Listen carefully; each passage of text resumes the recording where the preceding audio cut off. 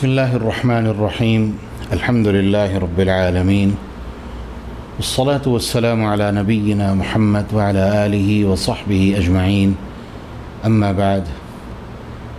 فأعوذ بالله من الشيطان الرجيم كل نفس ذائقة الموت وإنما توفون أجوركم يوم القيامة فمن زحزح عن النار وأدخل الجنة فقد فاز وما الحياة الدنيا إلا متاع الغرور.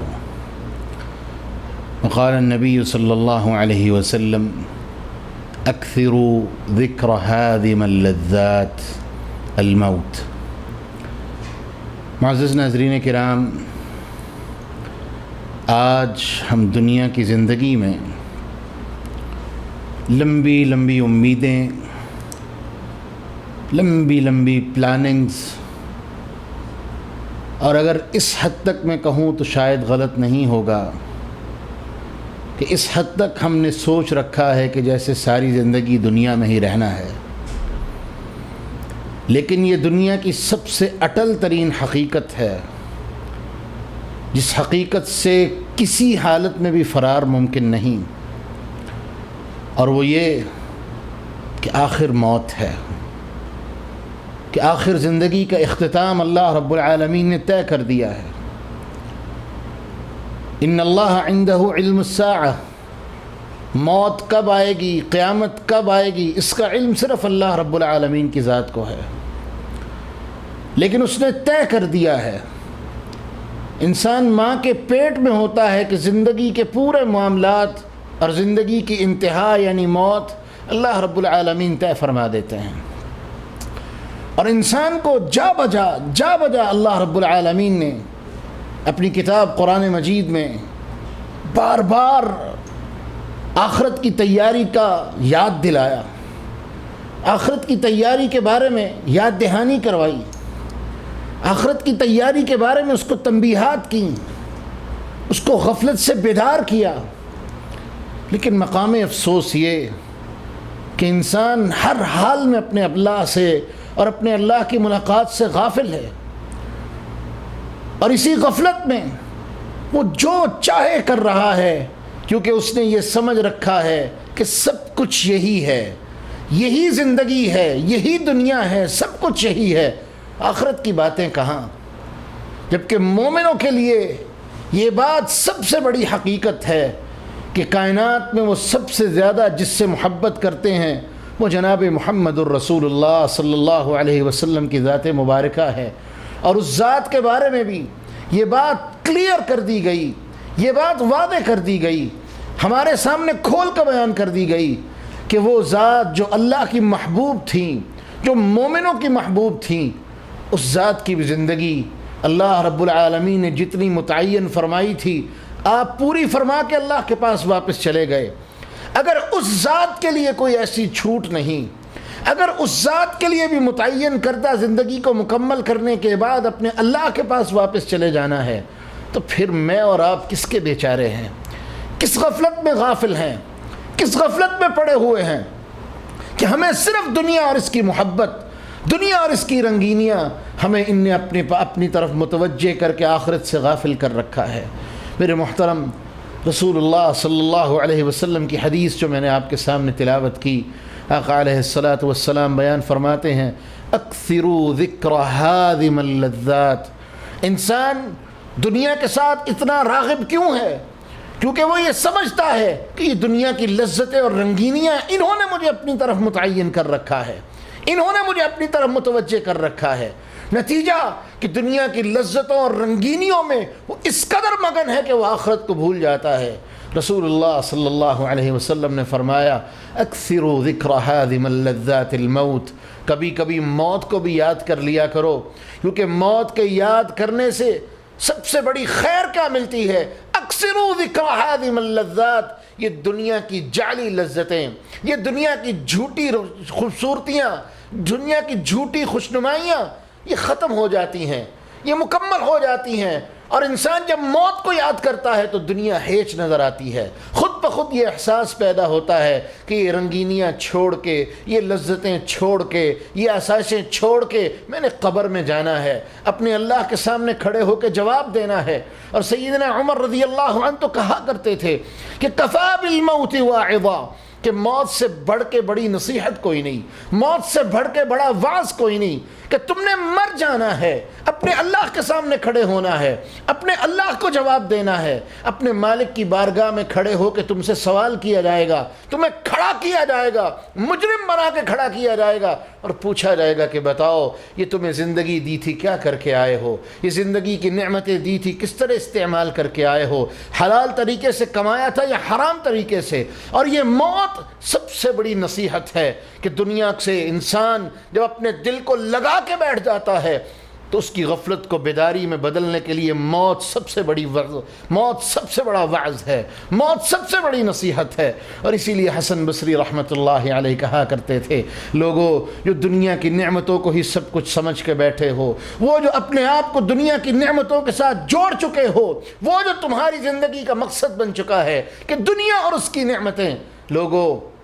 کبھی کبھی موت کو بھی یاد کر لیا کرو، کیونکہ یہ دنیا کی رنگینیوں کے سامنے سے جو تمہاری آنکھوں کے سامنے پردہ پڑا ہوا ہے، یہ موت اس پردے کو کھول دیتی ہے اور حقیقت تمہارے سامنے منکشف ہو جاتی ہے کہ تم نے مر کے اللہ کے پاس جانا ہے۔ کل نفس ذائقۃ الموت، ہر نفس نے، ہر سانس والی جان نے، ہر سانس والی چیز نے، اللہ رب العالمین نے اس کی زندگی کا ایک وقت متعین کر دیا ہے۔ جو سانس لینے والی ہے، جو نفس ہے ذائقۃ الموت، اس کی زندگی کے ساتھ موت کو لازم کر دیا گیا ہے۔ اس نے موت کا ذائقہ چکھنا ہی چکھنا ہے، اس نے موت کو چکھنا ہی چکھنا ہے۔ اور رسول اللہ صلی اللہ علیہ وسلم نے فرما دیا، سب سے زیادہ آقا علیہ السلام فرماتے ہیں میری امت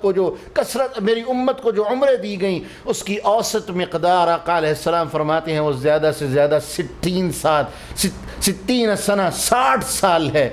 اعمار امتی ما بین 60 الی 70، دوسری روایت کے لفظ ہیں کہ میری امت کی امتیں اللہ نے 60 اور 70 کے درمیان متعین فرما دی ہیں۔ یہ 60-70 سال کی زندگی جس کے بارے میں آخرت میں سوال ہوگا تو پوچھا جائے گا قال کم لبثتم فی الارض عدد سنین، کتنے سال زمین میں گزار کے آئے ہو؟ تو جواب دیں گے لبثنا یوما او بعض یوم، ایک دن یا دن کا کچھ حصہ۔ یہ اس زندگی کی حقیقت ہے جو آخرت کے مقابلے میں ایک دن یا اس کا کچھ حصہ ہے۔ اور اللہ کے رسول نے تو نصیحت کی تھی۔ عبداللہ ابن عمر رضی اللہ عنہ بیان کرتے ہیں آقا علیہ السلام کی نصیحت میں کبھی بھولا نہیں۔ آقا علیہ السلام فرمایا کرتے تھے کن فی الدنیا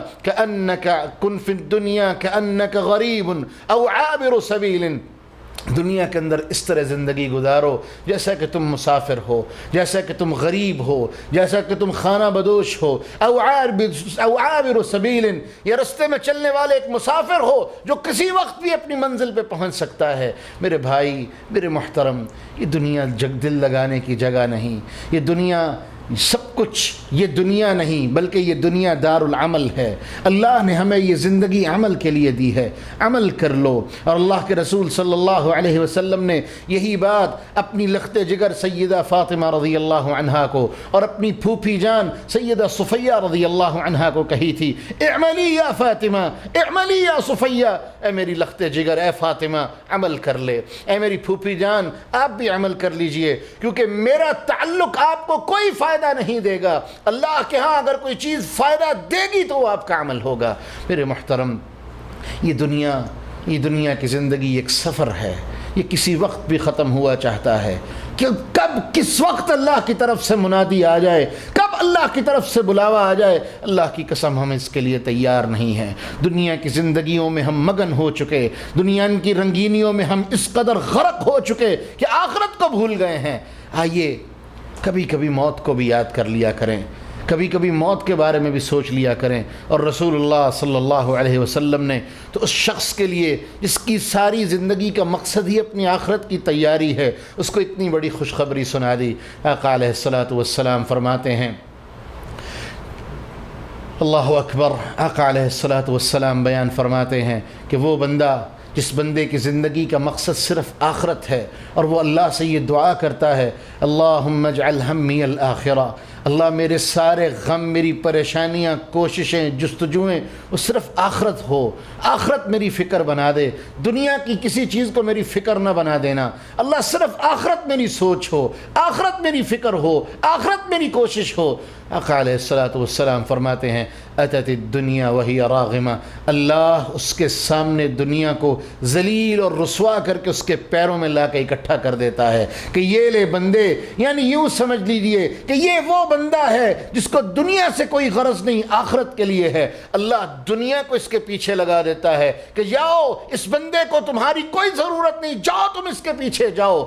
اپنے آپ کو اس کے سامنے راغب کر دو، جاؤ اپنے آپ کو اس کے سامنے عاجز کر دو، میں اللہ تمہیں حکم دے رہا ہوں۔ اور وہ بندہ جو دنیا کے پیچھے بھاگتا ہے، دنیا آگے بھاگتی چلی جاتی ہے، کبھی دنیا اس کے ہاتھ میں نہیں آتی، یہاں تک کہ اللہ کی طرف سے بلاوا آ جاتا ہے۔ میرے بھائی، میرے محترم، اپنی آخرت کی تیاری کیجئے۔ میں اپنی آخرت کے بارے میں سوچوں، ہم سب اپنی اپنی آخرت کے بارے میں سوچیں۔ یہ آخرت کی فکر ہمارے ہر عمل کی اصلاح کی بنیاد ہے، ہر عمل خیر کی بنیاد ہے۔ ہم اپنی اپنی آخرت کے بارے میں سوچنے والے بن جائیں، اور آخرت کی سب سے بڑی فکر اور آخری بات جو آیہ مبارکہ میں نے آپ کے سامنے تلاوت کی، اللہ رب العالمین فرماتے ہیں فَمَنْ زُحْزِحَ عَنِ النَّارِ وَأُدْخِلَ الْجَنَّةَ فَقَدْ فَازَ۔ آخرت کے لیے صرف یہ نہ کہنا اللہ جنت چاہیے، بلکہ سب سے بڑا سوال کرو اللہ جہنم سے بچا کے جنت کا داخلہ عطا فرما۔ کچھ ایسے جنتی بھی ہوں گے جو جہنم سے چکر لگا کے جنت میں آئیں گے، لیکن جہنمی ہونے کا ٹھپا ان کے ناموں کے ساتھ جنت میں بھی جڑ جائے گا، یہ ان کے ناموں کے ساتھ جڑا ہوگا کہ یہ جہنم سے ہو کے آئے ہیں۔ یہ کوئی عزت کی بات نہیں ہوگی، بے شک اللہ جنت دے دے گا، لیکن جہنم کی سزا ملنے کے بعد ان کے نام کے ساتھ یہ لاحقہ جڑ جائے گا کہ یہ جہنم سے ہو کے آئے ہیں، یہ جہنم کی سزا لے کے آئے ہیں۔ اسی لیے قرآن نے سب سے بڑی کامیابی بیان کی، اللہ ہمیں جہنم سے بچا کے جنت کا داخلہ عطا فرمائے، یہ سب سے بڑی کامیابی ہے۔ اور اسی آیہ مبارکہ کے آخر میں اللہ بیان فرماتے ہیں وَمَا الْحَيَاةُ الدُّنْيَا إِلَّا مَتَاعُ الْغُرُورِ، اور یہ دنیا کی زندگی صرف دھوکے کا سامان ہے۔ میرے بھائی، اس دھوکے کا شکار نہ ہو جاؤ، اپنے آپ کو اس دھوکے سے بچا لو اور حقیقت کو سمجھ لو۔ اور حقیقت یہ ہے کہ آخر موت ہے، آخر موت ہے، آخر اللہ کے سامنے پیش ہونا ہے۔ وآخر دعوانا ان الحمد للہ رب العالمین۔